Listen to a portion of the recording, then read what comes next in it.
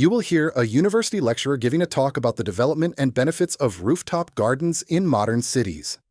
First, you have some time to look at questions 31 to 40.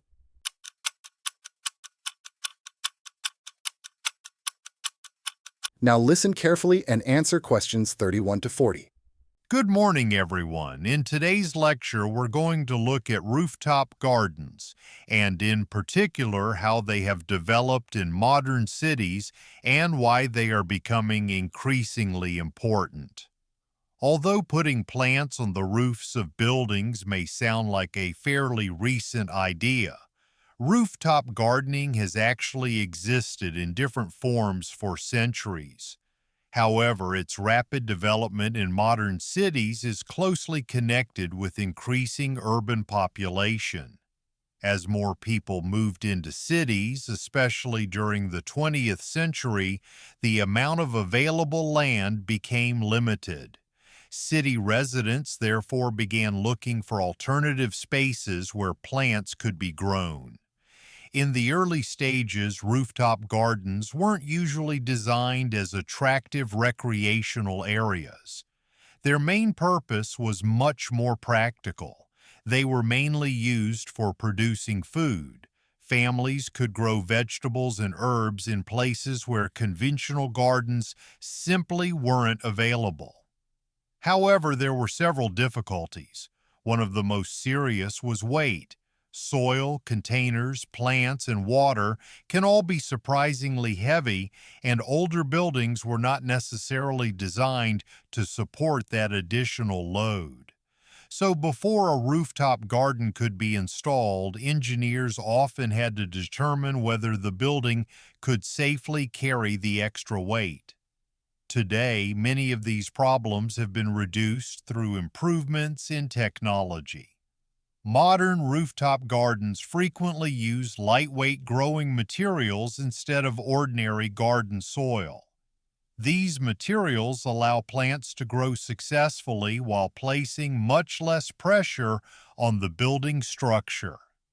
This has made rooftop gardens possible on a much wider range of buildings, including offices, apartment blocks, schools, and shopping centers. Another important development concerns water. In traditional gardens, plants may require large quantities of water from the public supply. Modern rooftop systems, however, can be designed to collect and reuse rainwater. Rather than allowing the water that falls on a roof to immediately flow into drains, it can be stored and later used for irrigation. This has two advantages. First, it reduces the amount of fresh water required for the plants, and second, during periods of heavy rainfall, it can reduce pressure on urban drainage systems. Rooftop gardens can also affect the temperature inside buildings. During hot weather, an ordinary roof may absorb a considerable amount of energy from the sun. This can make the rooms below much warmer and increase the need for air conditioning. Plants provide shade and also release moisture into the surrounding air. As a result, a well-designed rooftop garden can reduce the amount of heat entering a building during summer. Of course, the advantages are not limited to the buildings themselves. Rooftop gardens can also make an important contribution to urban biodiversity. Cities often provide relatively few natural habitats, particularly in areas dominated by concrete roads and tall buildings. By introducing flowers, grasses, and small shrubs at roof level, these gardens can create habitats for insects and birds. Bees and butterflies, for example, may use rooftop gardens as feeding areas, while certain species of birds may use them for resting or, in some cases, nesting.